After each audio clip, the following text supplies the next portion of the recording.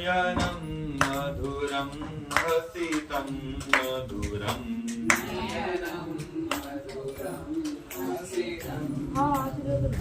हृदयं मधुरं गमनं मधुरम्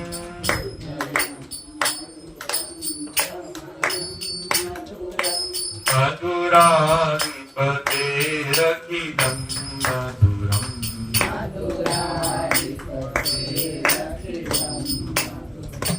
वचनं मधुरं कथितं मधुरम्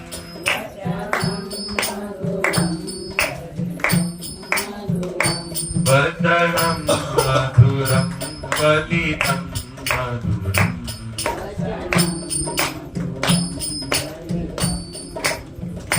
चलितं मधुरं भ्रमितं मधुरम्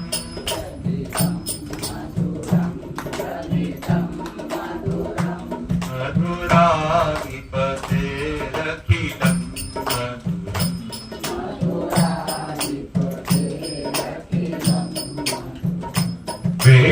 वेणुर्मधुरो रेणुर्मधुरः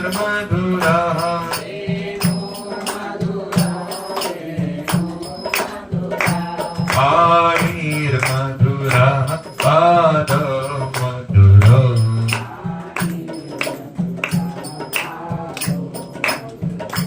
नृत्यं मधुरं सत्यं मधुरम्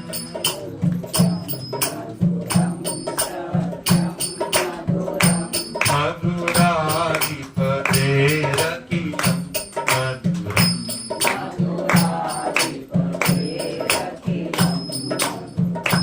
गीतं मधुरं गीतं मधुरम्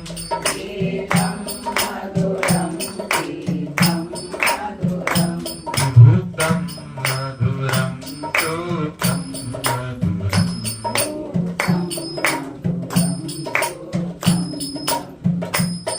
रूपं मधुरं तिलकं मधुरम्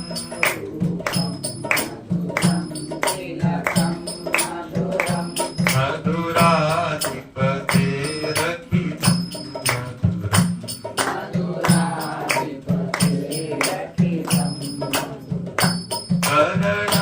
मधुरम् करणं मधुरं करणं मधुरम् हरणं मधुरं करणं मधुरम्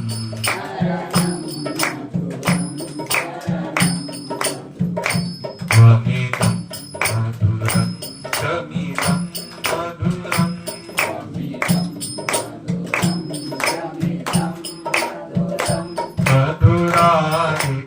मधुराधिपतेरखिलं मधुरम् कुञ्जा मधुरा माला मधुरा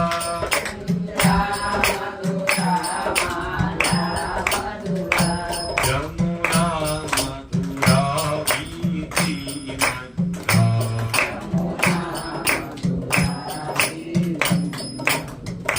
कलिलं मधुरं कमलं मधुरम्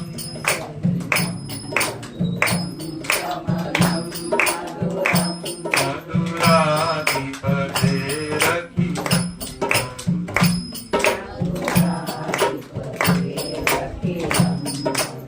गोपी मधुरा लीला मधुरा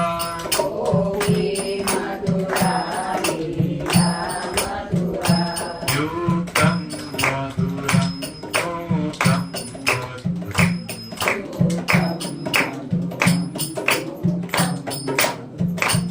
दूतं मधुरं शीतं मधुरम्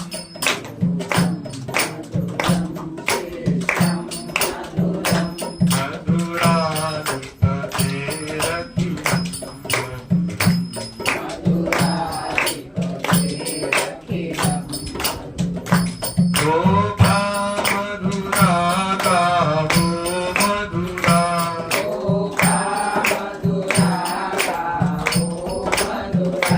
जगीर्मधुरा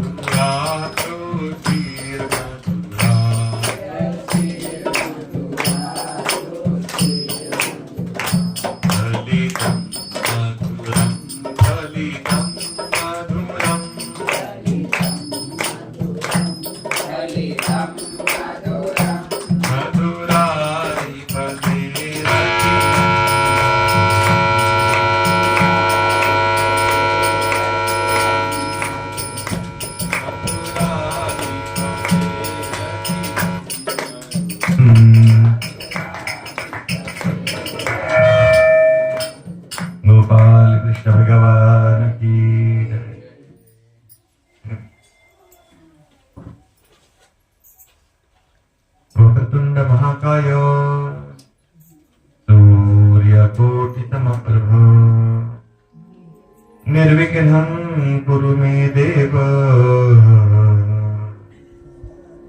सर्वकार्येषु सर्वदा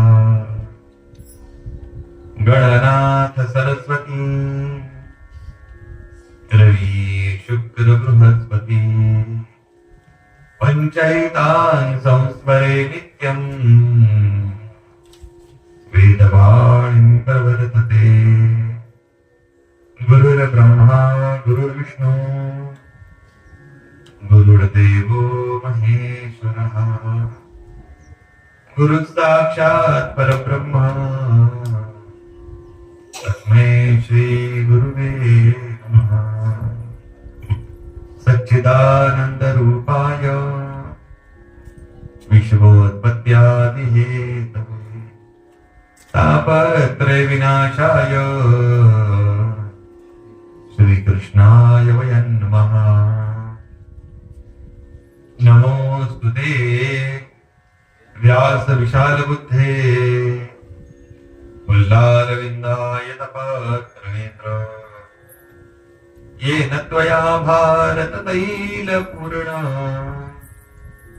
प्रज्वालितो ज्ञानमय प्रदीपः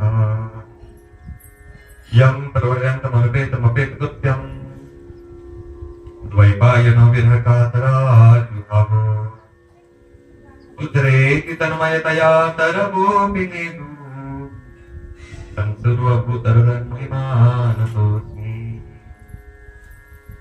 या कुन्देन्दुतुषारहारधवला या शुभ्रवस्त्रावृता या वीणावरदण्डमण्डितकरा या श्वेतपद्मासना या ब्रह्मान्तरङ्करप्रकृतिर्देवैः सदा वन्दिता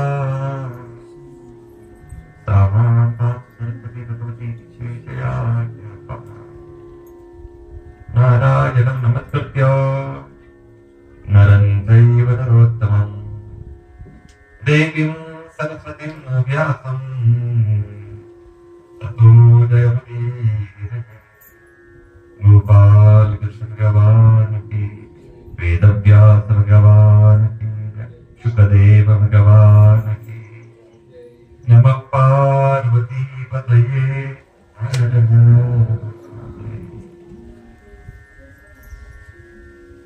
राम कृष्ण हरे मुकुंद मुरारी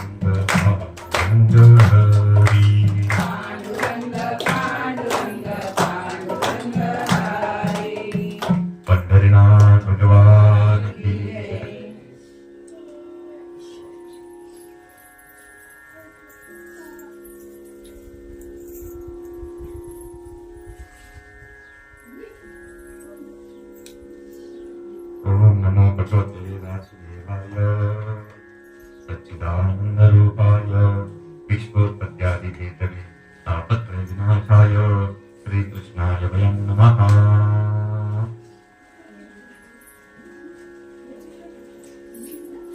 कलकल निनाद करणाऱ्या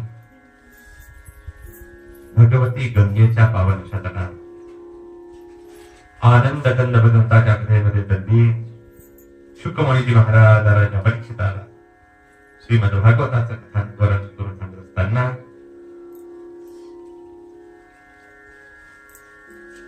कालपर्यंत कृष्ण रुक्मिणी विवाह सोहळ्यापर्यंतचा कथाभाग सांगून पूर्ण केलेला.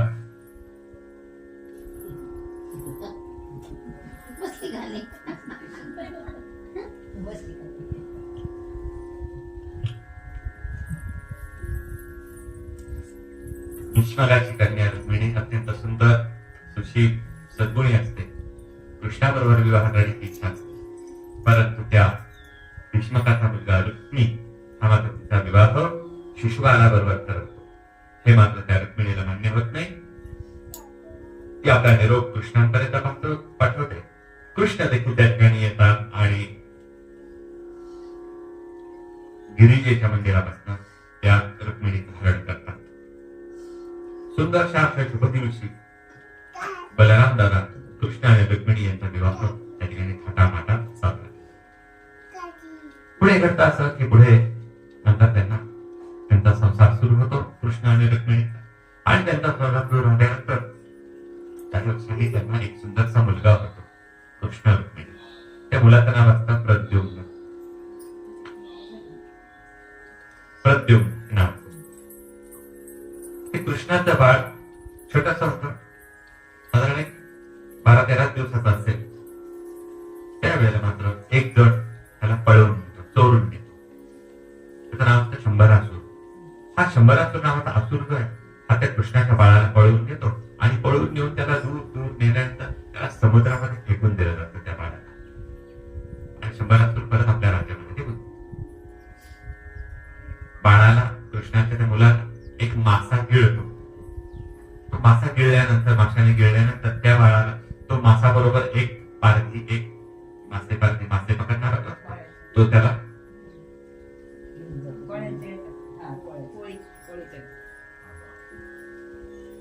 पकडलं जातं. आणि त्याला पकडल्यानंतर तो बरोबर त्या माशाला आपला राजा शंभरासूर जो आहे ना त्याला भेट म्हणून दिले जातं. आणि त्याला भेट म्हणून दिल्यानंतर तो मासा की ज्या माशानं कृष्णाचं बाळ गिळलेलं आहे तो मासा भेट म्हणून परत शंभरासुराला मिळतो. कारण की शंभरासुराला एक माहिती असतं की कृष्णाचा मुलगा जो आहे ना हा आपला शत्रू आहे, आपल्याला मारणार आहे तो. म्हणून त्या शंभरासुरानं ते बाळ पळवलेलं असतं आणि समुद्रामध्ये फेकून दिलेलं असतं. त्याला आनंद वाटलेला असतो की आपल्या शत्रूला आपण समुद्रामध्ये फेकून दिले. नेमकं ते शत्रू त्या माशाच्या पोटामध्ये तो मासा नेमका शंभरासुराला गेले. शंभरासूर त्या माशाचा स्वीकार करतो आणि त्याचा स्वीकार केल्यानंतर त्या माशाला स्वयंपाकघरामध्ये किचन मध्ये त्या ठिकाणी पाठवण्यात येतं. त्या माशाला त्या ठिकाणी चिरण्यात येतं आणि तो मासा त्या ठिकाणी चिरल्यानंतर त्या माशाच्या पोटातनं एक बाळ बाहेर येतं. ते म्हणजे कृष्णाचं बाळ प्रद्युम्न हा मुलगा. ते मेलेलं नसतं, परंतु ते मात्र बेशुद्ध अवस्थेमध्ये पडलेलं असतं. आणि मग त्या ठिकाणी जी काही स्वयंपाक करणारी असते तिचं नाव असतं महामाया किंवा मायावती. ती खरी कोण असते? ती असते रती. रती म्हणजे कामदेवाची पत्नी असते. परंतु ती गुप्त रूपानं या शंभरासुराकडे स्वयंपाकाचं वगैरे त्या ठिकाणी काहीतरी अंतःपुरात ती काम करत असायची. ती पाहते त्या माशाच्या पोटातनं बाळ निघालेलं आहे बाहेर आणि मग त्या बाळाला ती जागा करण्याचा प्रयत्न करते. त्याला पाणी बांधणं, हवा घालणं, स्वच्छ धुणं हे काम ते. बाळ कुठं टाकलं? सतेज शुद्धीवरती येतं ते बाळ. मग त्याला दूध पाजणं, त्याचं पालन पोषण करण्याचं कार्य ही महामाया किंवा मायावती त्या ठिकाणी ती करत असते. एक दिवस त्या ठिकाणी नारदांचं आगमन होतं आणि नारद त्या मायावतीला त्या महामायेला सांगतात की हा जो बाळ आहे ना हा तुझा नवरा आहे, तुझा पती आहे आणि तू रती आहे. रतीचा पती कोण होता माहिती तुम्हाला? तो होता कामदेव. परंतु शंकरानं त्याला भस्म केलेलं होतं आणि तो भस्म झाल्यानंतर तो नवीन शरीर धारण करण्याच्या मागावरती होता, शोधार्थ होता. आणि त्या कामदेवानं कृष्णाचा मुलगा प्रद्युम्न म्हणून शरीर धारण केलेलं होतं. नेमकं ते तिच्या बायकोपर्यंत तो त्या ठिकाणी पोहोचलेला होता. नारदांनी सगळं तिला सांगितलेलं होतं की हे बाळा म्हणजे तुझा नवरा आहे, तुझा पती आहे, ज्याचा मात्र तू अत्यंत गुप्ततेनं पालन पोषण कर, कारण की हा शंभरासुराला मारणारा आहे. तर त्याला कळू देऊ नको हे बाळ तुला मिळालेलं आहे किंवा काय असं काही. ती म्हणते ठीक आहे, काही हरकत नाही. मग तिचं ते पालन पोषण करायला ती सुरुवात करते. आता ते बाळ आणखी चांगलं मोठं होतं, आणखीन मोठं होतं, आणखीन मोठं तरुण वयामध्ये ते जातं. आणि मग तरुण वयामध्ये ते बाळ गेल्यानंतर त्या बाळाबरोबर ती प्रणयाच्या क्रीडा करू लागते, प्रणयाच्या गोष्टी बोलू लागते.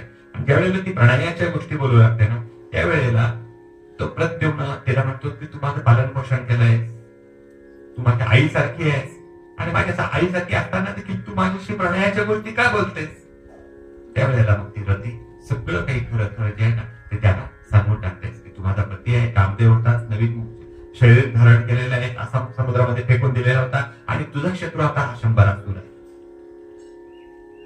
त्या प्रद्युम्नाला ही रती, ही महामाया अनेक प्रकारच्या विद्या शिकवते.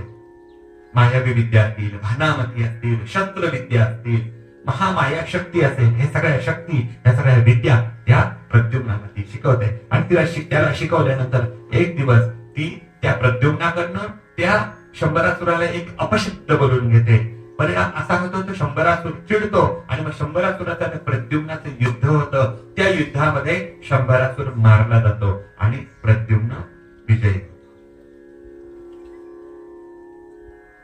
मग रती आणि तो प्रद्युम्न हे आकाश मार्गाने द्वारकेमध्ये येतात.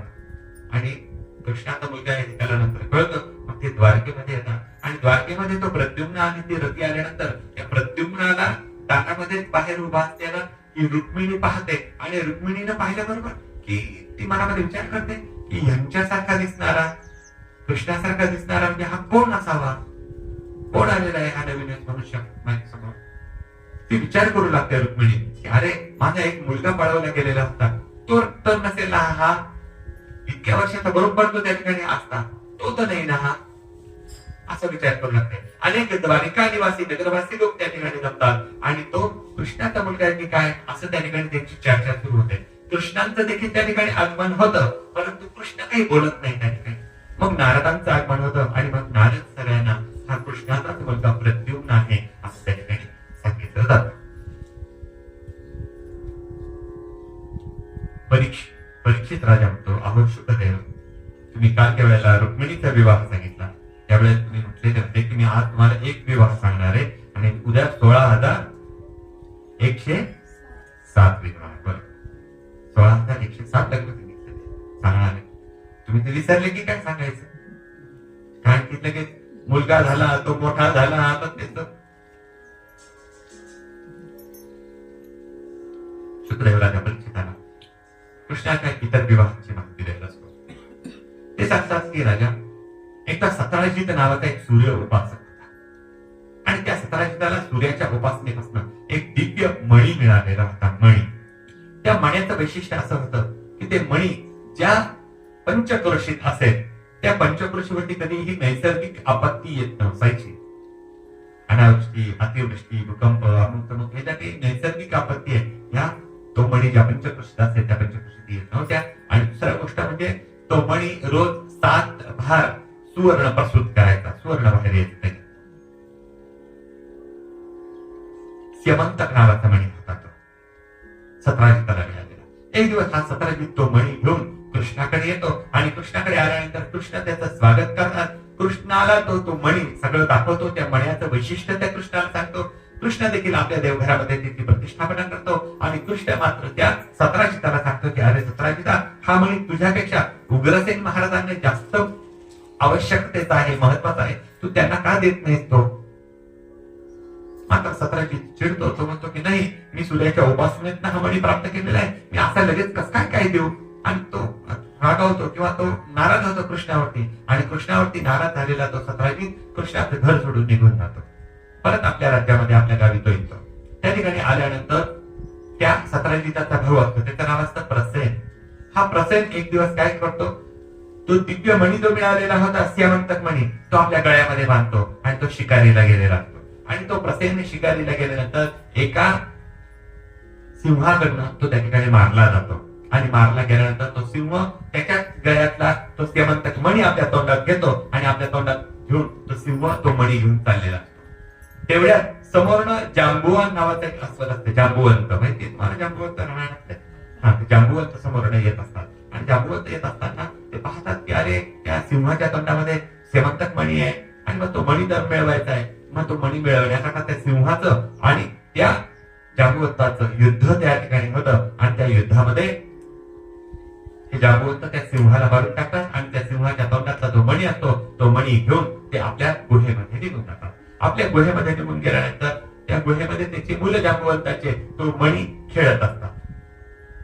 इकडे मात्र सत्राजित विचार करत असतो की आपला भाऊ तो स्यमंतक मणी घेऊन गेला, अजून परत आला नाहीये.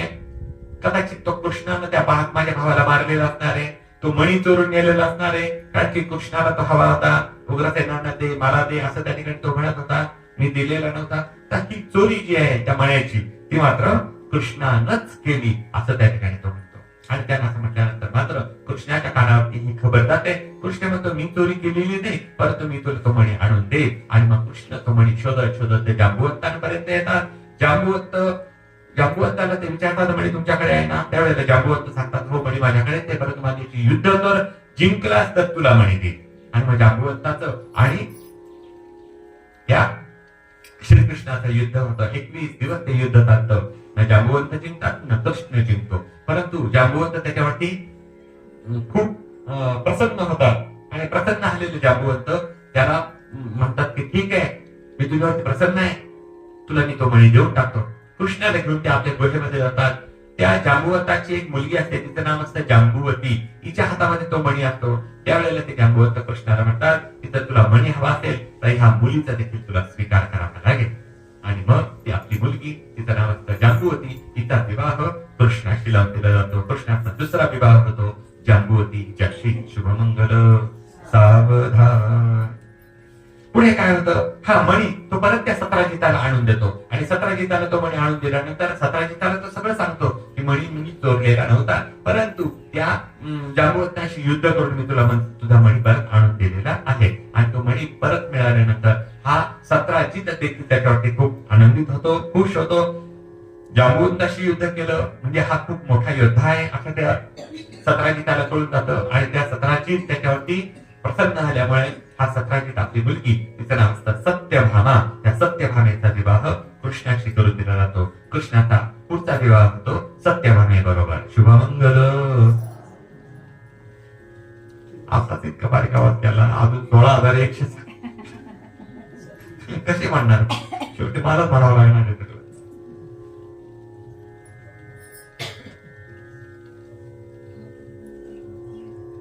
पुढचा विवाह होतो सत्यभामे बरोबर. पुढे काय होतं, पुढे एकदा नग्नजित राजा असतो. त्यानं त्या ठिकाणी 7 बैल त्याने उभे केलेले असतात. त्यांना वटणीवरती आणण्याचा तो पण त्या ठिकाणी ठेवलेला असतो. त्याने कुणी आणू शकत नाही, परंतु कृष्ण त्या 7ही बैलांना तो वटणीवरती आणतो. आणि मग नग्नजित राजा आपली कन्या म्हणजे सत्या तिला म्हणतात किंवा नग्नजिता असं नावे असतं तिथं, त्या सत्यचा विवाह कृष्णाबरोबर करून दिला जातो. पुढचा विवाह होतो सत्या हिच्या बरोबर. पुढे काय होतं, पुढे कैकेयी देशामध्ये कृष्णाची आणखीन एक आत्या राहत असते. तिचं नाव असतं श्रुतिकीर्ती. त्या श्रुतिकीर्ती आत्याची मुलगी असते, तिचं नाव असतं भद्रा.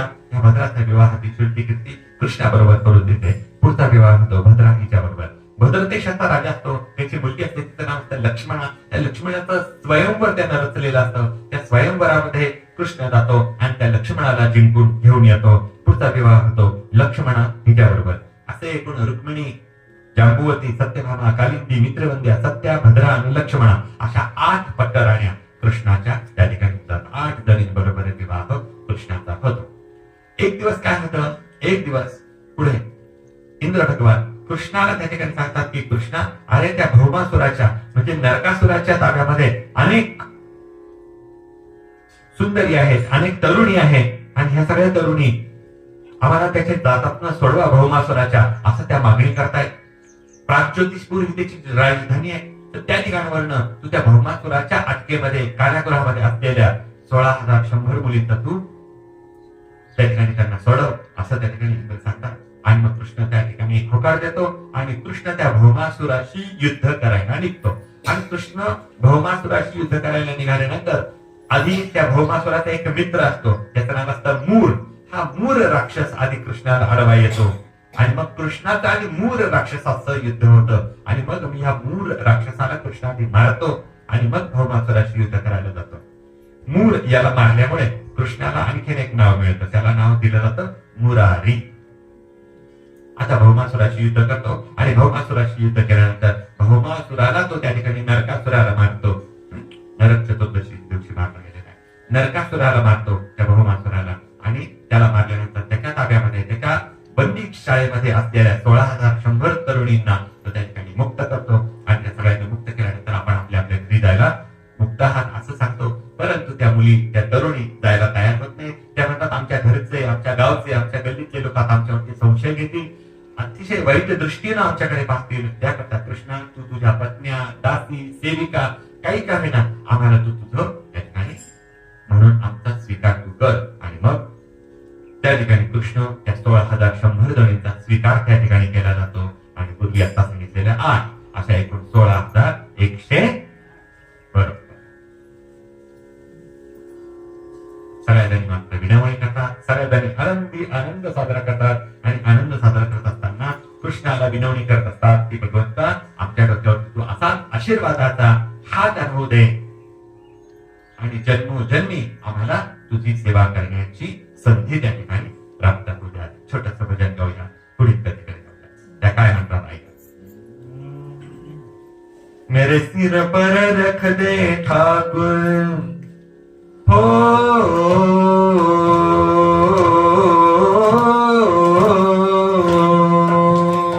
सिर पर रख दे ठाकुर अपने ये दोनों हाथ हो देना हो तो दीजिए जन्म जन्म का साथ हो देना हो तो दीजिए जन्म जन्म. सिर पर रख दे ठाकुर अपने ये दोनों हाथ हो देना हो तो दीजिए जन्म जन्म का साथ हो धन.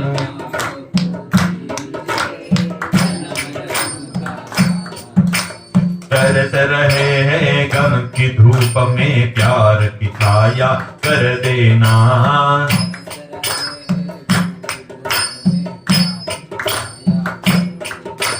बिना काना के नाव चले ना तू पतवार पकड़ लेना.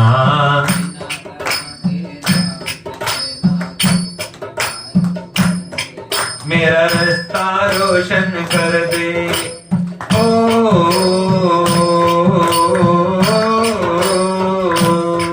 मेरा रास्ता रोशन कर दे छाई अंधियारी रात देना हो तो दीजिए जन्म जन्म का साथ हो देना हो तो.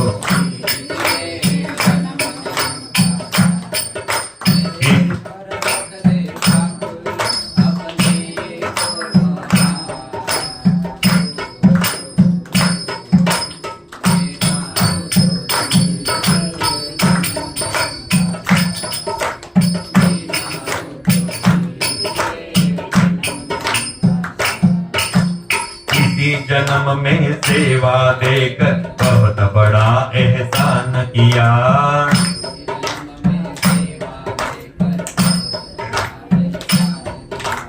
तू ही गोविंदा तू ही गोपाला मैंने तुझे पहचान लिया.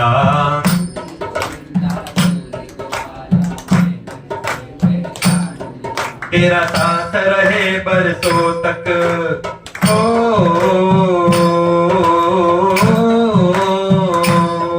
तेरा साथ रहे बरसों तक बदल ले इतनी बात हो देना हो तो दी कथा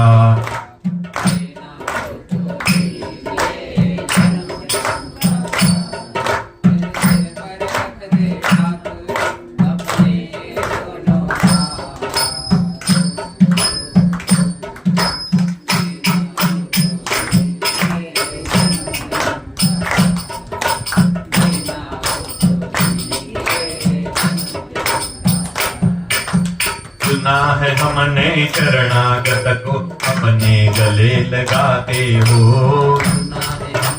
शरणागत को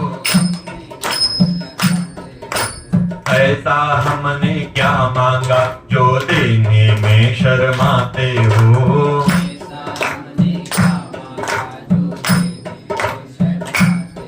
चाहे सुख में रख या दुख में हो,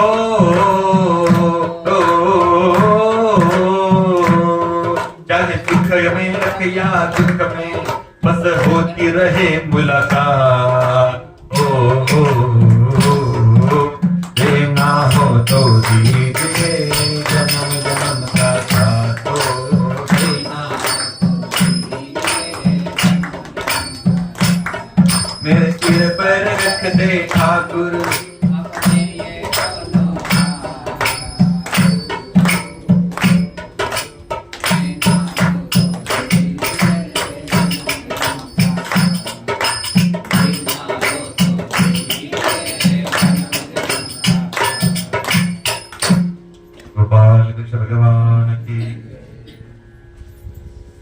सगळ्याजणी आता त्याचा स्वीकार करायला सांगतात आणि सगळ्याजणींचा कृष्ण त्या ठिकाणी स्वीकार करतो. असं 19,108 तर मी या ठिकाणी तुम्हाला सांगितलेले आहे. पुढे एक दिवस असं होतं की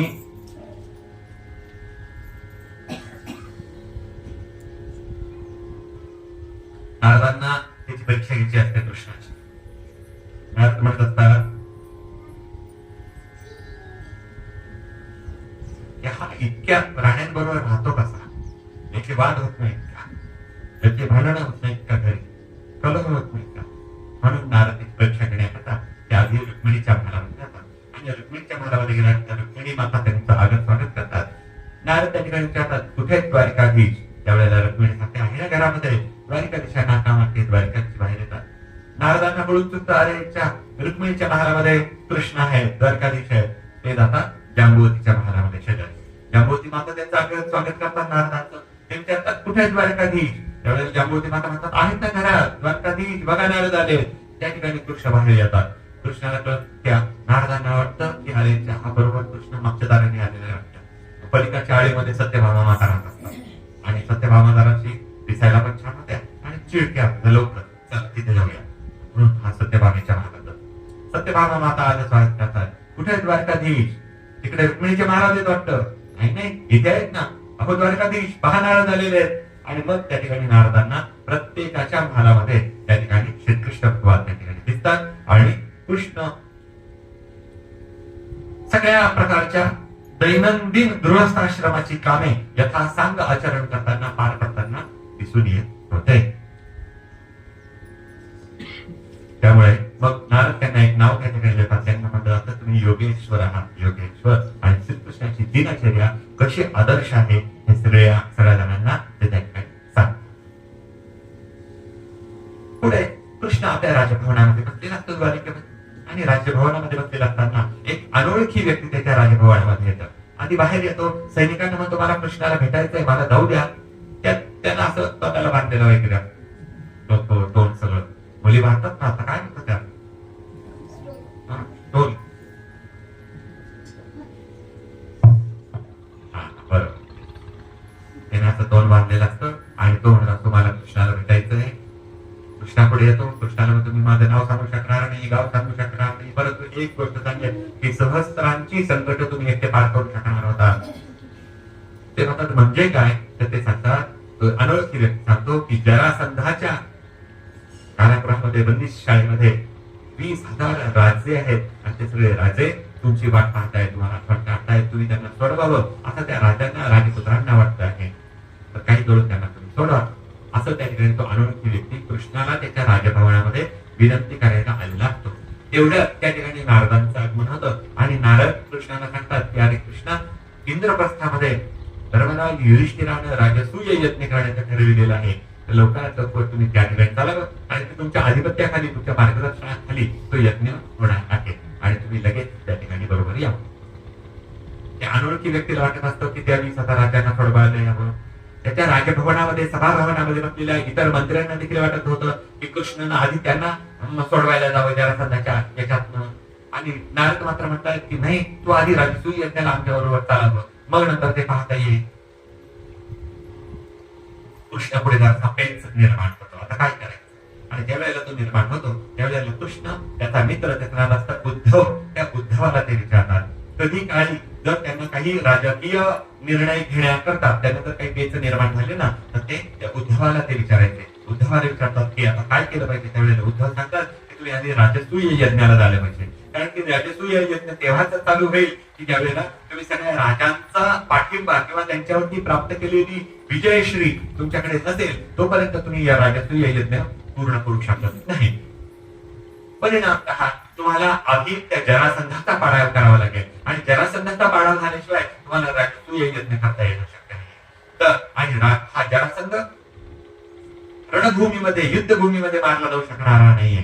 तर त्याकरता कृष्णा, तुम्ही, अर्जुन आणि भीम, तुम्ही एका ब्राह्मणाच्या वेशामध्ये त्याला जा आणि त्याच्याशी द्वंद्व युद्ध करत त्याला तुम्ही मारू शकाल. अशा बऱ्याच सूचना त्या उद्धवांकडून कृष्णाला दिले जातात. त्या अनोळखी व्यक्तीला कृष्ण सांगतात की जा, तुझ्या कामाला लागलेलो आहे असं आम्ही त्यांना सांगू जाऊन त्या राजांना. आणि मग कृष्ण या ठिकाणी इंद्रप्रस्थाला जाण्याची तयारी करतात. इंद्रप्रस्थामध्ये येतात, आपल्या सगळ्या बायकांना देखील घेऊन येतात. त्यांचं आगत स्वागत त्या ठिकाणी होतं. सगळी चर्चा होते आणि चर्चेनंतर सगळ्यात ठरलं जातं की सगळ्या राजांचे पाठिंब्याचे पत्र किंवा त्यांना शरण आणून मग आपण यज्ञ सुरू करायचा आहे. त्याशिवाय राजसूय यज्ञ सुरू करता येणार नसतो. फक्त एकाचा प्रश्न असतो, तो म्हणजे मगध नरेश जरासंध, याला कसं पराजित करायचं. मग कृष्ण सगळ्या त्या अर्जुन, भीमाला, धर्मराज युधिष्ठिराला सांगतो की मी, अर्जुन आणि भीम आम्ही त्या ठिकाणी जातो, द्वंद्व युद्धाची भिक्षा मागतो आणि त्याच्यामध्ये भीमा करवी मी त्या जरासंधाला मारून घेईल असं कृष्ण सांगतात. आणि मग कृष्ण, अर्जुन आणि भीम ब्राह्मणाच्या रूपामध्ये त्या जरासंधाकडे जातात. जरासंध हा फार मोठा योद्धा होता. जरी कपटी होता, जरी तामसी होता, तरीही फार मोठा दानशूर होता. त्याचं वैशिष्ट्य असं होतं त्या जरासंधाचं की रोज त्याची पूजा वगैरे झाली सकाळची की तो बाहेर येऊन उभा राहायचा. अनेक ब्राह्मण लोक असे दाराशी उभे असायचे, अनेक याचक त्या ठिकाणी त्याच्या रांगेमध्ये उभे असायचे आणि ते जे मागतील ते तो त्या ठिकाणी त्यांना नाही म्हणत नसायचा. कधी जे मागेल ते देत होता, असा होता तो जरासंध. आज मात्र ब्राह्मणाच्या रूपामध्ये हे तिघ जण त्यांच्या रांगेमध्ये उभे होते, कृष्ण, अर्जुन आणि भीम. यांचा ज्या वेळेला नंबर येतो त्यावेळेला कृष्ण त्याला मागतो की आमच्याशी द्वंद्व युद्धाची भिक्षा आम्हाला पाहिजे, बाकी आम्हाला काही भिक्षा दुसरं काही नको. त्यावेळेला हा जरासंध ओळखतो, तो विचारतो की तुम्हाला मी द्वंद्व युद्धाची भिक्षा दिलेली आहे, परंतु तुम्ही ब्राह्मण रूपामध्ये आलेला आहात, परंतु तुम्ही ब्राह्मण नाही आहात. तुमचे ते पिळदार शरीर, तुमच्या हाताला गदेचे, बाणाचे पडलेले गट्टे हे मला सगळं दर्शवित आहे. तुम्ही खरे कोण आहात ते सांगा, मी तुमच्याशी द्वंद्व करायला तयार आहे. त्यावेळेला कृष्ण सांगतो की मी आहे द्वारकाधीश कृष्ण, हा अर्जुन आणि भीम, भीमा बरोबर तुला द्वंद्व युद्ध करायचं आहे. जरासंध म्हणतो ठीक आहे, काय हरकत नाही. आणि मग त्यांच्या द्वंद्व युद्धाला सुरुवात होते. मोठं मांडव टाकलेला असतो, अनेक नगरवासियांना त्या ठिकाणी निमंत्रित केलेलं असतं, बोलवलेलं असतं आणि भीम आणि जरासंध यांचं युद्ध सुरू होतं. आणि युद्ध सुरू झाल्यानंतर 1 दिवस, 2 दिवस, 28 दिवस हे युद्ध चालतं. ना भीम जिंकतो ना जरासंध जिंकतो. सरते शेवटी मग हा भीम कृष्णाला विचारतो यातला काहीतरी उपाय काढावा. आणि उपाय काढावा असं सांगितल्यानंतर कृष्ण म्हणतो उद्या तू माझ्याकडे बघ. आणि मग कृष्ण दुसऱ्या दिवशी युद्ध चालू होतं. कृष्ण एक काडी उचलतो, त्या काडीचे 2 भाग करतो, 2 बाजूला 2 फेकून देतो. भीमाला त्याचा अर्थ कळतो. भीम त्या जरासंधाला खाली पाडतो, त्याच्या मांडीवरती पाय ठेवतो आणि दुसरा पाय त्या ठिकाणी खेचतो. त्याचे 2 भाग केले जातात, 2 बाजूला 2 फेकले जातात, परंतु ते पुन्हा येऊन जुळतात. असं 2-4 वेळेला होतं. परत रात्री त्याला विचारतो की तू सांगितल्याप्रमाणे मी केलंय कृष्णा, परंतु तरीही मला जय प्राप्त झाला नाही, यश नाही, काय उद्या पुन्हा बघ असं कृष्ण सांगतो. दुसऱ्या दिवशी पुन्हा जरासंधाचं भीमाचं युद्ध सुरू होतं. त्या युद्धामध्ये परत तो काडी उचलतो आणि काडीचे 2 भाग करतो आणि मात्र विरुद्ध बाजूला 2 काड्या टाकून देतो. भीमाला कळतं. भीम पुन्हा त्याच्या मांडीवरती पाय देतो, 2 भाग करतो, 2 बाजूला 2 फेकून दिले जातात. आता जरासंध मारला जातो. कारण की जरासंधाला तसा वळ होता. जरासंध म्हणजे जन्माला आलेले त्या अर्भकाचे 2 वेगवेगळे तुकडे होते, ते उकिरड्यावरती फेकून दिलेले होते. तिथं जरा नावाची एक राक्षसी चाललेली होती. तिनं ते तुकडे उचललेले होते ते अर्भकाचे आणि त्याला सांधलेलं होतं, शिवलेलं होतं. जरा नावाच्या राक्षसीनं सांधलेलं होतं म्हणून त्याचं नाव काय पडलं? जरासंध. बरोबर. अशा प्रकारे आता जरासंधाला मारलं जातं आणि जरासंधाला मारल्यानंतर आता त्या राजांकडे तो जातो की जे 20,000 राजे त्याच्या बंदीशाळेत असतात. त्या राजांना तो त्या ठिकाणी मुक्त करतो सगळ्यांना, आणि सगळ्यांना मुक्त केल्यानंतर सगळे राजे खूप आनंदित होतात. कृष्णाचा जय जयकार करू लागतात, कृष्णाचं नामस्मरण करू लागतात, म्हणू लागतात हरे राम राम राम हरे हरे.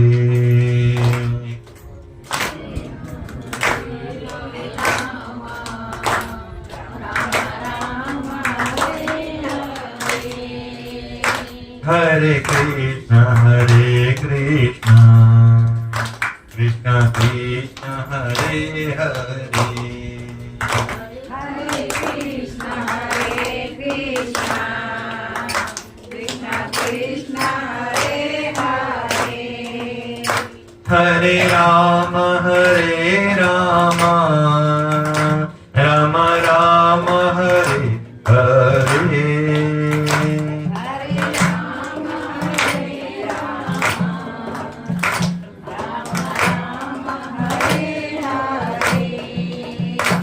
हरे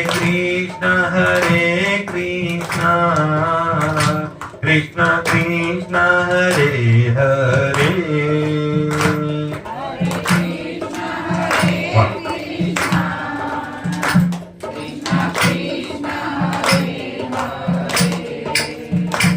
हरे राम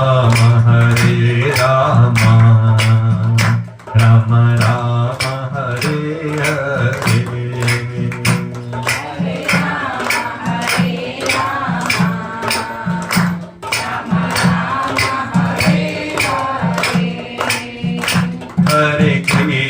हरे कृष्ण कृष्ण कृष्ण हरे हरे. हरे कृष्ण कृष्ण कृष्ण हरे हरे. हरे राम राम राम हरे हरे.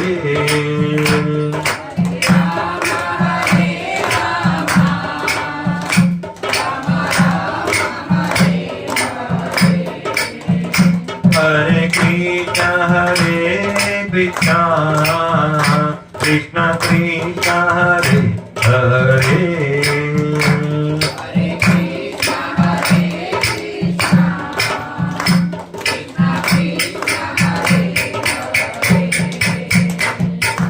राम हरे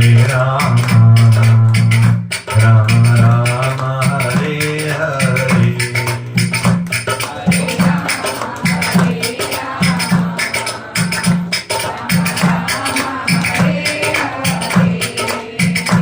हरे कृष्ण कृष्ण कृष्ण हरे हरे.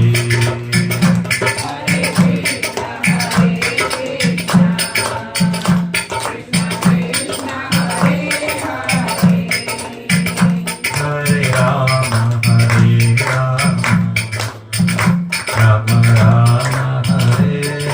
राम राम हरे हरे.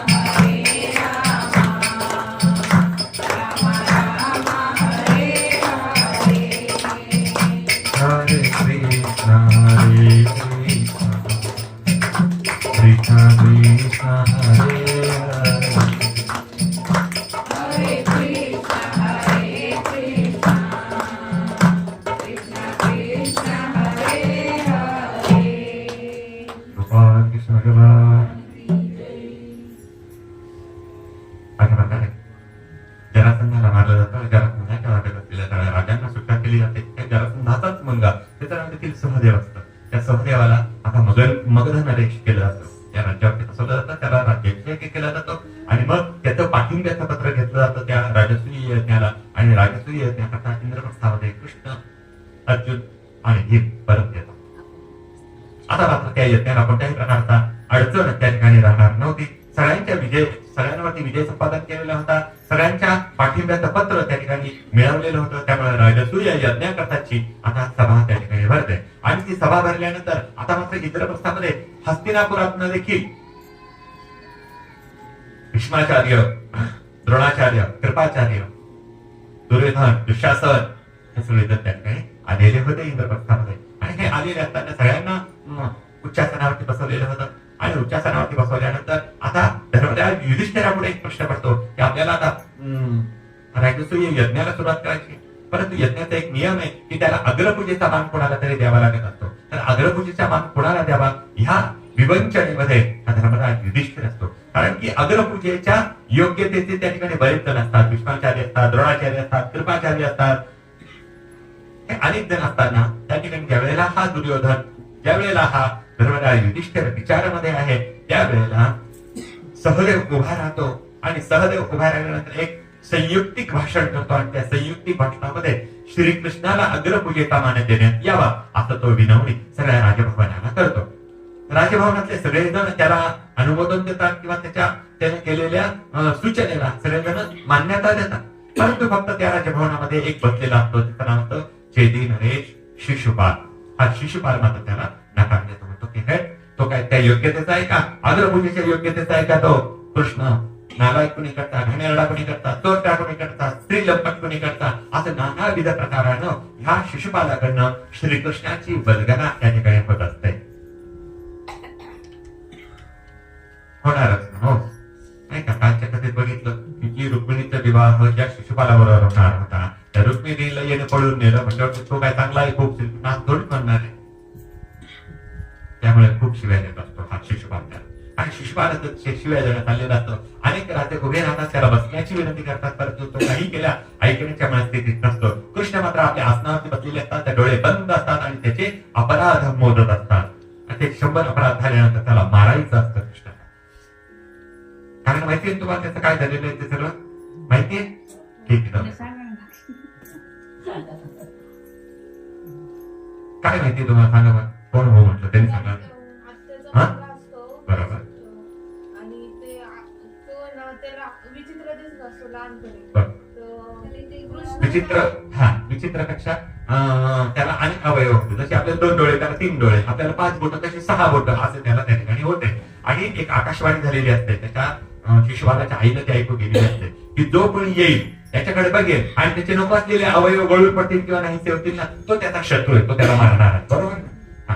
तर नेमकं कृष्ण त्याला भेटायला जातो आणि कृष्ण भेटायला गेल्यानंतर त्याला नको असलेले अवयव त्या शिशुपालाचे गळून पडतात आणि मग ते नाहीसे होतात. आणि मग त्या शिशुपालाच्या आईला कळतं की अरे हाच याला मारणार आहे, शिशुपालाला, आपल्या मुलाला मारणार आहे. त्यावेळेला ती शिशुपालाची आई कृष्णाला विनवणी करते की कृष्णा तुम्हाला असं वचन दे की तू माझ्या मुलाला मारणार नाही. कृष्ण मात्र त्यावेळेला असं म्हणतो की मी त्याला मारणार नाही असं मी नाही सांगत तुला, परंतु मी त्याचे 100 अपराध सहन करेल. 100 अपराध मी त्याला मी मारणार नाही, त्यानंतर मात्र मी त्याला मारेल असं त्या शिशुपालाच्या आईने सांगितलं. बरोबर.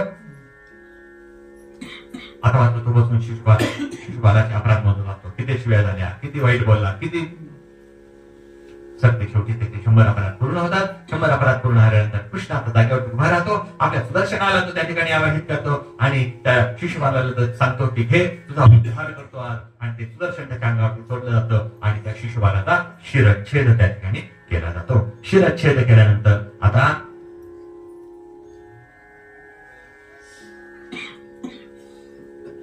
कोणत्याही प्रकारचा अडचण त्या राजसभेत, त्या राजसूयज्ञाला कोणत्याही प्रकारची अडचण राहत नाही.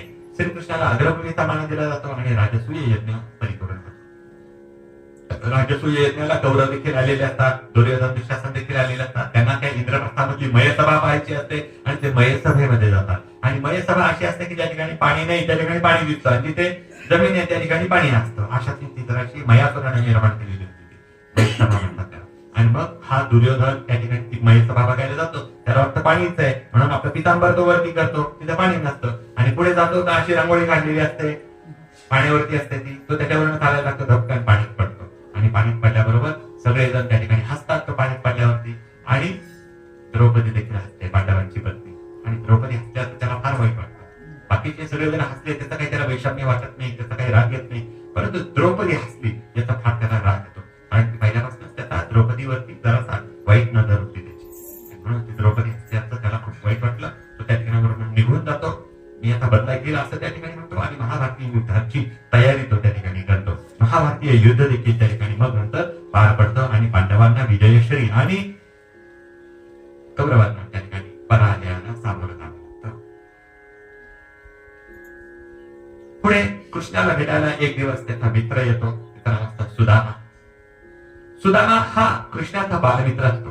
सांदीपनीच्या आश्रमामध्ये सुदामा आणि कृष्ण सांदीपनी ऋषींकडे शिकत असतात. दोघांनी हे वेदांत दोघांनी एकत्रित शिकलेलं असतं. परंतु मग गुरुजींचं शिक्षण पूर्ण झालं की त्यांना यथाशक्ती आपल्या आपल्या पद्धतीनं गुरु दक्षिणा देऊन दोघंही आपापल्या गावी निघून गेलेले असतात. इकडे मात्र कृष्ण द्वारिकाधीश झालेला असतो. सुदामा मात्र गरीब ब्राह्मण असतो. अजाचक त्याची वृत्ती असते. कुणाकडेही काही दक्षिणा मागायची नाही, काही नाही, काही असं त्या ठिकाणी त्याचा नियम होता. पौरोहित्य देखील इतकं काही चालत नव्हतं. रोज रोज पूजा शिरा काही दक्षिणा काही मिळत नव्हतं. कधीतरी 4-8 दिवसात एखादी पूजा यायची, एखादी शिरा मिळायचा आणि तो आपल्या कुटुंबाचं पालन पोषण करायचा. सुशिला नावाची पत्नी होती, 4 मुलं देखील होते. छोटीशी झोपडी होती. झोपडी म्हणजे अशी होती की चंद्रोदयाचा चंद्र बघण्याकरता आपल्याला घराच्या बाहेर जावं लागतं. सुदामाची झोपडी अशी होती की त्याला घरात मग चंद्रोदय दिसत. गरीबची परिस्थिती, अत्यंत. कधीतरी काहीतरी मिळालं तर सगळ्या कुटुंबाने खावं, नाही तर यांनी तसंच राहावं उपाशी आणि मुलांना मात्र खाऊ घाला. हे नवरा बायको आता दिवसा आड खाऊ लागले आणि मुलांना रोज त्या ठिकाणी जेवण देऊ लागले. आता दिवसा आड जरी हे खाऊ लागले, काही दिवसानंतर अशी परिस्थिती आली की दिवसा आड फक्त अर्धी भाकरी खायची आणि मुलांना 1 भाकरी द्यायची.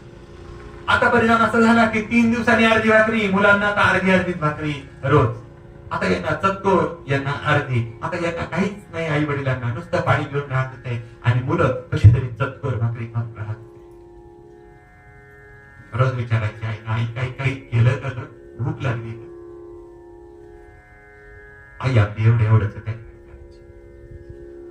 पोटामध्ये अन्नाचा कण नव्हता सुदामांच्या, परंतु अन्नाचा कण नसताना देखील सुदामा मात्र आपल्या पत्नीला सुशीलेला त्या कृष्णाचं वर्णन रोज सांगायचे. बघ सुशीले, द्वारिकाधीश श्रीकृष्ण द्वारा हा माझा मित्र होता. आम्ही दोघंही सांदीपनीच्या आश्रमामध्ये शिकलेलो होतो.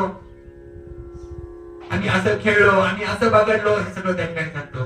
माझ्या मित्रानं, माझ्या कृष्णानं अनेक असुरांना मारलं, त्याने कंसाला मारलं, हे केलं, सगळ्या गोष्टी तो त्या ठिकाणी सांगतो. अंगात त्राण राहिलेला नव्हता. शरीरामध्ये रक्त नाहीये, मांस नाहीये, फक्त अस्थिजन्य हडकुळ असं शरीर झालेलं होतं त्याचं. तरीही त्याला त्या कृष्णाचं वर्णन करायचं असेल तर कुठून ताकद येत होती माहिती नाही तर त्याच्या अंगात ताकद. बरेच दिवस जातात, हे दोघं जण नवरा बायको फक्त पाणी पिऊ नये, पुरा आपले चतकोर भाकरी खाऊ नये. आता मात्र मुलांना सुद्धा चतकोर सुद्धा भाकरी मिळत नाहीये, पोळी तर नाहीच नाही, डाळ तांदूळ तर पाहिलेच नाही. बरेच दिवस झाले, पोरं तसे निपचित पडलेले होते. 1 दिवस जातो, मुलांना अन्न पाणी. 2 दिवस, 3, 4 दिवस ज्या वेळेला पुरतात त्यावेळेला मात्र ती आई चिडते.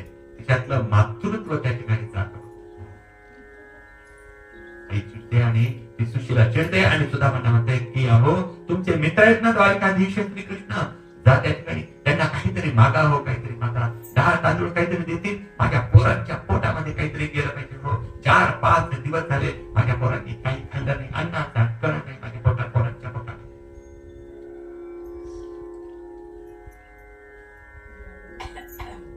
सुदामा पाहतो पोरांकडे, ढेकळामध्ये पडलेली असतात 4चे 4 पोरं.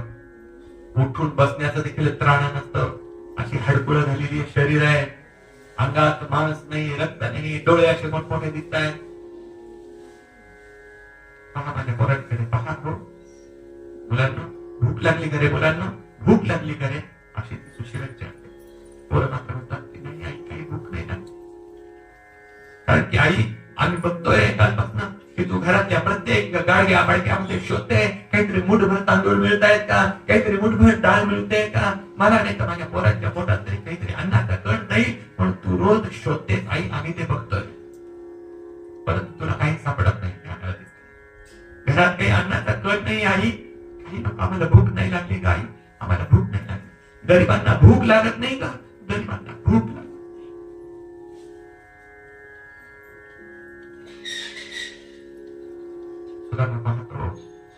पोरं बिना अन्न पाण्याचे कित्येक दिवस झाले पडलेले आहेत. बायको म्हणते आता तरी जा हो, आणि जर अजून 2 दिवस त्यांच्या पोटामध्ये जर अन्न कण गेला नाही ना, माझे पोरं भरून त्याला दमक लागतो मी असाल मग. आता मात्र त्याला राहत तो म्हणतो ठीक आहे सुशीले, जातो मी मित्राकडे. परंतु मित्राकडे जाताना रिक्त असते ना शांती, रिकाम्या हाताने जाऊन नाही काहीतरी ते सुशीला शोधते. घरामध्ये काही नसतं, सगळे गडके मडके रिकामे विटके झालेले असतात.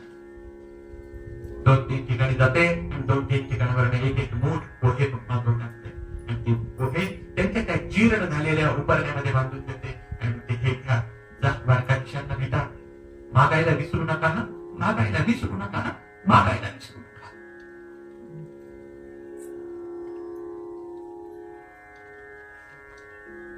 आता भगवंताचं नाम स्मरण करत करत करत कृष्णाचं नाव घेत घेत पुढे गेल्यानंतर समुद्राचा वारा त्याला लागतो. एका झाडाखाली तो बसतो, दमलेला असतो, थकलेला असतो, अंगावरती गुडघ्या इतकं मळकं झालेलं ते धोतर असतं, पायामध्ये चपला विकला हा तर प्रकारच माहिती नसतो, अंगावरती काही सदरा नाही, काही नाही, उपरण सुद्धा घ्यायला नाही, काळं कुट्ट पडलेलं त्या अंगावरचं जानवं आणि खांद्यावरती घेतलेलं ते उपरण ती त्याच्यामध्ये पुडी बांधलेली आहे त्या पोह्यांची, सारखी ती पुडी जपून ठेवतो. ती पडली, ते सांडले तर काय देणार आपण मित्राला. त्या झाडाखाली बसलेला असतो, सुंदरसा वारा येतो, त्याला झोप लागते, दमलेला असतो ना, आणि मग तो त्या ठिकाणी झोपी जातो. झोपी गेल्याने त्याला कृष्णाला कळतं माझा मित्र येऊन गेलेला आहे, दमलेला आहे, थकलेला आहे. आपल्या वाहनाला गरुडाला तो आज्ञा करतो, जा माझ्या मित्राला द्वारकेच्या दाराशी आणून टाक. गरुड जातो, सुदामाला उचललं जातं द्वारकेच्या दाराशी. सुदामा जागा होतो त्या एका यदु तरुणाच्या हाका मारण्यावर. कोण आहात? पांथस्थ दिसतात, ब्राह्मण दिसतात, वाटसरू दिसतात, कुठे जायचंय तुम्हाला, काय हवंय? आमचा राजा जो आहे ना द्वारिकाधीश श्रीकृष्ण यांनी सांगितलेलं आहे की गाईचं आणि ब्राह्मणांचं नेहमी रक्षण करायचं. आपण त्यांना काही अडचणी आल्या तर आपण त्याच्या अडचणी सोडवायच्या असं आमच्या राजाने आम्हाला सांगितलेलं. तुम्हाला कुठे जायचंय सांगा. त्यावेळेला तो म्हणतो की नाही मला कन्हैयाला भेटायचंय, मला कन्हूला भेटायचंय. त्या यदु तरुणाला कळत नाही की हा कन्हैयाला म्हणजे कन्हैया म्हणजे कोण, कान्हा म्हणजे कोण, कन्हू म्हणजे कोण हे काहीच कळत. अरे का कन्हैया नाही का, आम्ही एका शाळेत होतो आणि मी कान्हा रोज खेळायचो, त्या कान्हाला कोण कान्हा. सत्य शेवटी त्याला कळतं की आपले द्वारिकाधीश श्रीकृष्ण म्हणजेच यांचा तो कान्हा आहे. मग ते त्याला त्या ठिकाणी घेऊन जातात. त्या ठिकाणी त्याचं राजभवन असतं, आतमध्ये असतं. 3-6 मंडल पार करून नंतर त्याचं राजभवन असतं. त्या राजभवनाच्या दाराशी हा उभा राहतो. त्या ठिकाणी त्याला ते रक्षक त्या ठिकाणी देखील अडवतात. हा मात्र थोडस त्याला आतमध्ये घेतलं जातं त्या दाराच्या, आणि दाराच्या आतमध्ये घेतल्यानंतर तुम्ही कोण कुठले विचारले जातात. त्यावेळेस सांगतो की मी द्वारकाधीशाचा मित्र आहे, माझं नाव आहे सुद्धा. ती चकचकीत फरशी असते खाली, चकचकीत सगळं वरती आरशे लावलेले, सुंदरशा भिंती, सुंदरशे सगळं हे, आणि त्याचे माळालेले पाय, गुडघे इतकं होतं ते पण माळालेलं, सगळे पाय काळे कुळे पडलेले. त्या ठिकाणी तो उभा राहतो आणि तो उभा राहताना मनामध्ये विचार करतो की अरे काय माझे पाय आणि काय कृष्णाच्या या फरशा किती सुंदर आहेत, रत्न जडित कसे ते त्या ठिकाणी भिंती आहेत, सगळे खांब आहेत, स्तंभ आहे. मनामध्ये विचार करू लागतो की कृष्णाच्या सगळ्या आठवणी ज्या आहेत ना या माझ्या मनामध्ये जाग्या आहेत. त्याला ह्या गोष्टी आठवत असतील का? तो आता मोठा झाला, मोठे झाले की लोक विसरून जातात लहान लोकांना, लहान मित्रांना. तर तो मला विसरला असेल का? माझ्या एकट्याच्या मनामध्ये त्याच्या बालपणीपासनाच्या सगळ्या आठवणी आहेत, त्याला त्या आठवणी येतील का नाही? त्या ठिकाणचे ते द्वारपाल त्याला विचारतात कोणाला भेटायचंय? तो सांगतो द्वारकाधीशांना भेटायचंय. त्यांना जाऊन सांगा तुमचा मित्र सुदामा आलेला. आणि तो द्वारपाल त्या ठिकाणचा तो रक्षक त्या ठिकाणी धावत धावत धावत जातो. सिंहासनावरती बसलेले असतात श्रीकृष्ण. तो म्हणतो श्रीकृष्ण भगवान की जय, तुमचा मित्र त्या ठिकाणी आलेला आहे, ब्राह्मण आहे आणि स्वतःचं नाव तो सुदामा सांगतो. त्यावेळेला सुदामा हे नाव त्या कृष्णाच्या कानावरती पडतं. त्यावेळेला कृष्ण मात्र सिंहासनावरती उभे राहतात, धावत धावत जातात. माझा सुदामा आला, माझा सुदामा आला. अंगावरचं असलेलं उपवस्त्र देखील त्यांना आठवत नाही. ते रस्त्यातच कुठेतरी गळून पडतं आणि ते धावत धावत जातात. सुदामा सुदामा सुदामा करत सत्य शेवटी त्या सुदामाला आपल्या छातीशी लावतात आणि त्याला धरून त्याला घेऊन ते आपल्या आसनात बसतात. आपल्या त्या सुवर्ण सिंहासनावरती आता सुदामांना बसवलं जातं आणि स्वतः द्वारिकाधीश मात्र पायाशी बसतात. त्याचे पाय धुतले जातात, सुवर्णाची परात सुवर्णाची झाडी आणली जाते आणि कृष्ण द्वारिकाधीश स्वतः त्या सुदामांचे पाय धुत आहेत. आणि सुदामाचे पाय धुत असताना त्याच्या पायाच्या तळव्याला ते हात लावतायत. त्या तळव्याला खूप काटे घुसलेले असतात. आपल्या हाताने त्याच्या पायाचे ते काटे काढतात. जे निघत नाही ते दाताने असे काढतात. रुक्मिणी, सत्यभामा, कालिंदी, मित्रमंद्या ह्या सगळ्या जणी बघत असतात. म्हणत असतात अरे बराच भाग्यवान दिसतोय हा ब्राह्मण, द्वारिकाधीश त्याचे पाय धुत आहे. कृष्णाला हे कळतं. त्यावेळेला कृष्ण म्हणतो की नाही रुक्मिणी, ज्ञानापुढे नतमस्तक झालंच पाहिजे. माझ्या सुदामाला गरीब म्हणू नका, माझ्या सुदामाला चरणों की धूल है, दया की दृष्टि.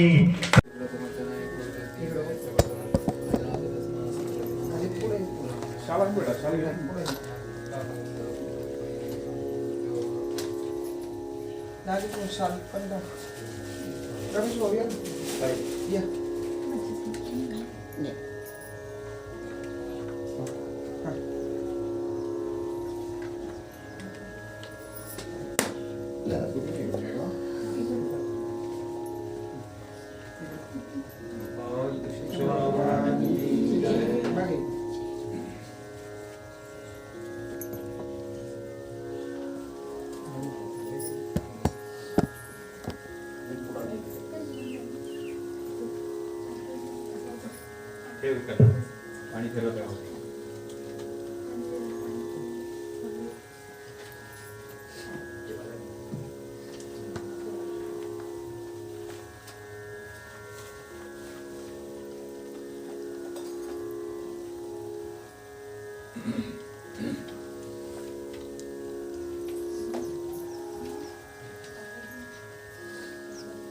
करता करता वर्ता विनाची हरी प्रेम गोपालराई सर्वांगी सुंदर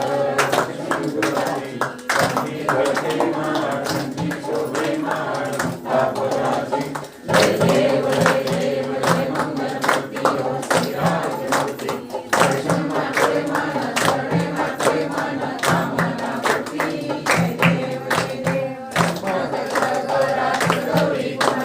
चंदनाची ओटी कुंकुम केसरा हिरे जगदंकुट शोभे तोबरा गुणगुणती पुरे करणी घागरिया जय देव जय देव जय मंगलमूर्ती हो श्रीराजमूर्ती दर्शन मात्रे मन शरणे मात्रे मन कामना पूर्ती जय देव जय देव लंबोदर पीतांबर फणिवर वंदना सरस्वत वक्र सुंदर नयना दास रामाचा रत्नावे सुना संकष्टीचा वावे निर्वाणी रक्षावे सुवर्णना जय देव जय देव जय मंगलमूर्ती हो श्रीराजमूर्ती दर्शन मात्रे मन शरणे मात्रे मन कामना पूर्ती जय देव जय देव जय हो जय श्री भागवता आरती करू तुझ भगवंता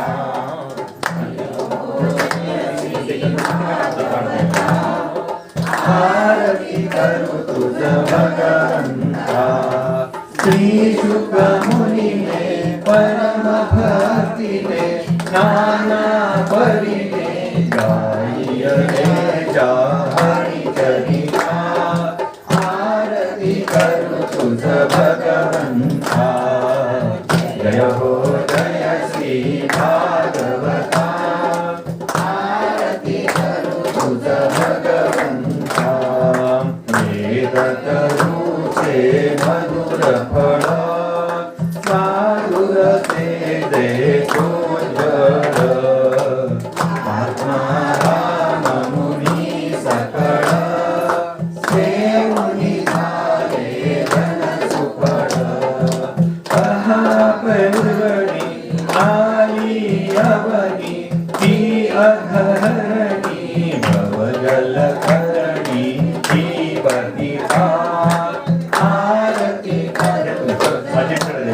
नदी जय हो जय श्री भागवता आरती करू तुझ भगवंता येथे व्यासांची वाणी साधक हरी गुण गाऊनी शास्त्र पुराणी मुकुटमणी परम प्रेमामृत जननी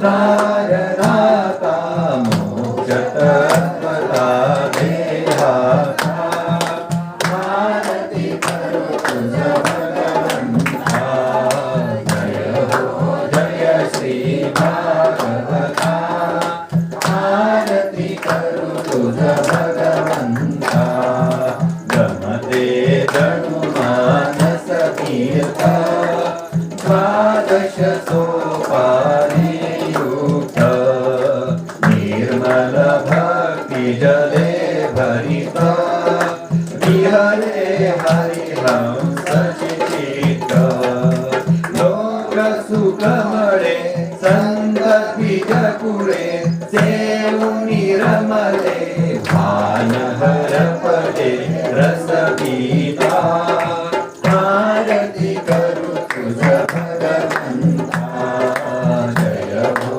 जय श्री भागवता आरती करू तुझ भगवंता अपार महिमा ग्रंथाचा पदवे ना कोणासाचा प्राणचे कीर्तन काळांचा मेवा कविवर संतांचा जणू बोधाचा स्वयं प्रभेचा द्वादश कळीचा रवी अंतरीचा समहरता आरती करू तुझ भगवंता जय हो जय श्री भागवता आरती करू तुझ भगवंता बंधन देहा श्री